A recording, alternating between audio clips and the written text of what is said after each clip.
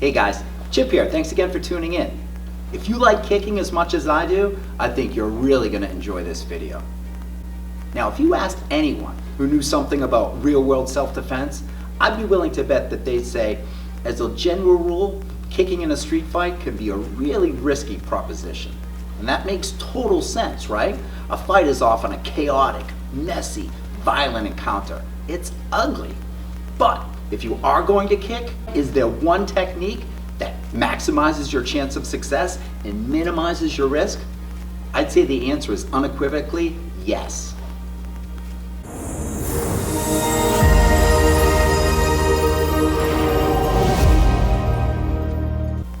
Today I'm going to share with you the 4 reasons that one kick is head and shoulders above the rest and why it offers a strong tactical advantage that makes it the clear winner when it comes to deploying kicks in real-world self-defense. So what is this technique? It's the front kick. So you're saying to yourself, Chip, I see where you're going, but I love kicking and I practice them a ton, so I feel like there'd probably be a good amount of options for me depending on the situation. Today, we're going to explore this idea together and see if all kicks are in fact created equal when it comes to using them in the real world. But before we dive in, it's important that we distinguish between 2 types of fighting: consensual versus non-consensual violence. You see, in consensual violence, the 2 parties are both aware of the situation from the outset. Think of 2 competitors agreeing to fight against each other in the ring or on the street. They both understand what's about to take place. What makes this different from non-consensual violence is the element of surprise and preparation. You see, in non-consensual violence, by definition, one party is unaware that something is about to happen. And they may have anywhere from a few seconds to literally 0 time at all to prepare for the fight. Think of being approached while walking down the street or someone attacking you from out of nowhere. These are 2 totally different situations, and tactics and rules for each are completely different. I also want to take a moment to define a front kick so that we're talking about the same thing and making an apples to apples comparison. For the sake of our conversation and analysis today, I'm considering a front kick to be any technique where the femur and or the lower leg extend on a single plane from the ground directly to the target, allowing contact to be made with any number of different body parts on the leg or foot. Okay guys, let's dive in. Reason number 1, physiology. Humans were literally designed to perform front kicks. What do you mean? Humans were designed to do front kicks? So humans are bipeds, meaning we've evolved to stand upright and walk on 2 legs. This is all possible because of our hip joints, which are responsible for supporting our body weight both in static and dynamic postures like walking and running. And as you know, our bodies do this most efficiently in the forward direction.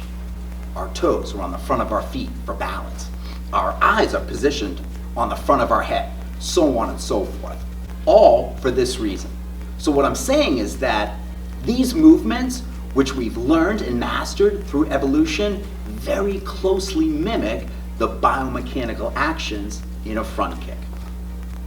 Now, contrast that with the movements of a side kick or a round kick. The body isn't designed to do these movements naturally. Of course, the body is a very adaptive machine, so these movements can be learned. But they obviously take practice and certainly more advanced proprioception. Guys, I'm not saying that it can't do them. I'm just saying that it wasn't designed to do them. And as a side note, I think this is one of the primary reasons why we see so many martial artists today, particularly those who love kicking in need of hip replacements. So keep in mind, humans were designed to be really good at performing front kicks. Okay, reason number 2 is practicality. Front kicks can be effective in virtually any situation. Take how you're standing, for example. A front kick can be performed from virtually any standing position. You could be just standing there naturally. You could have the majority of your weight primarily on one leg. You could, of course, be in a conventional guard position or any number of non-threatening postures. A big reason for this is that front kicks have the lowest biomechanical complexity of any kick. Again, because of how closely it resembles walking and running. Evidence of this can be seen by watching an everyday person perform a front kick. Someone who's had virtually no formal training can produce relatively strong results. It's highly efficient. It doesn't matter what you're wearing, whether you have restrictive clothing on or a long jacket. It doesn't matter if you're wearing sneakers or shoes or even high heels. You can perform this kick on any type of surface or terrain. Reason 3 is versatility. The front kick is easily the most versatile kick that a person can perform. It's like a Dremel tool that comes with a dozen different attachments so that you can handle almost any do-it-yourself project. The front kick can be used across a broad range of angles, allowing it to be effective across spans of up to 90 degrees or more. What's more, the front kick allows you to adapt the weapon or contact surface to most effectively strike the target. You could use your knee for striking the thigh or pelvis area, the shin for attacking the groin or the knee. You can use the ankle or the top of your foot to strike the groin or the inside thigh. Of course, the bottom of your foot can be used to push back someone. The ball of your foot can be used to punch like a fist to attack the lower abdomen of your opponent. Of course, the heel and the blade of the foot can be used to crush an opponent's knee. And then we have the toes that can be used to rip into your opponent's lower abdomen or inner thighs or even their shins. That sounds pretty versatile to me. Okay, reason number 4 is the difficulty in defending. The front kick can be very difficult to defend against, especially when used at close range. Even when you can visually recognize an attack, it can be difficult to defend. So just imagine when you can't see it coming. Even targets like the lower abdomen or the groin can be vulnerable to surprise attacks at mid-range. What's more, telegraphic movements can be reduced to almost zero, especially when kicking with the front leg, meaning you can get rid of virtually all unintentional movement that can alert your opponent to what you're doing, which could provide them with an opportunity to move, flinch, block, or even worse, attack. So when you consider the cost-benefit analysis of a front kick, it's very favorable. It's fair to compare it to a jab. It's easy to perform, it doesn't require tremendous effort, and it's relatively low risk compared to other kicks. So when it comes to the physiology, practicality, versatility, and difficulty in defending, I think it's easy to understand how front kicks can be considered king of the street and the best kick for real-world self-defense. But wait, I want to introduce one more thing into the analysis. The front kick is one of the only kicks that you see performed in authentic, traditional karate kata, and there's a reason for that. You see, old school karate, or as it was called long ago, te or ti, was developed in the Ryukyu Kingdom, which is modern-day Okinawa. Research has shown that these methods of fighting were very much focused on real combat effectiveness and developing tools and techniques that worked in real self-defense. And as we know from history, the ability to end life if necessary. No one practiced these systems for stress relief or for character development.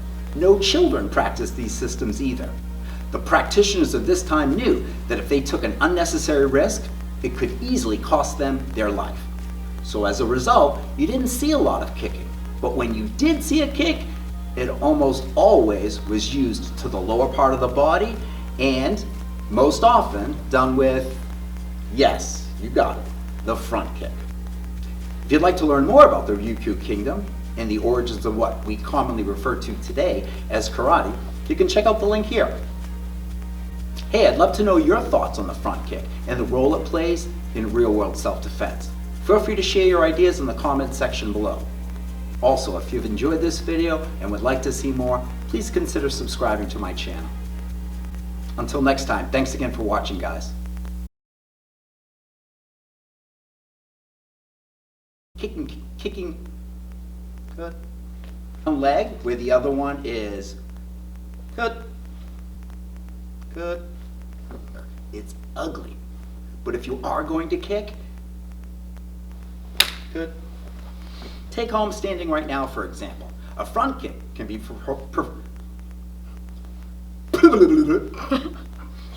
cut. Kick during a street fight, there is one. Crap. Wrong word, could. You see, non-consensual violence, by definition, is